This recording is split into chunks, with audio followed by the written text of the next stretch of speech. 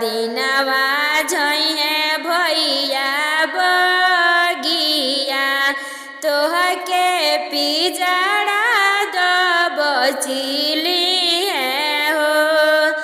आज भई पापा जइहे कोयल बगिया तोहके पिजड़ा दबचिली अरे यारे बेटी दुलारी बेटी हो तोहार बोलिया सोहावन लागे हो। अरे यारे बेटी रुखिया बेटी हो तोहार बोलिया सोहावन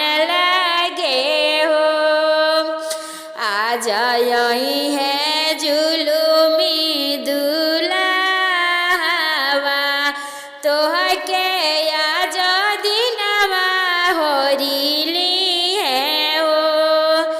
चिटुकी डोली है मांग सेंदूरवा तोहके अपना देशवा ले जाई है हो। बीचे मंगिया डोली है चिटुकी सेंदूरवा तोहके आज दिनवा ले जाई है हो। आमारो वेली बीचे आंगनवा बेटी कवना देशवा चली दिहली हो। खोरवन खोरवन दूध पियावानी पोसी पा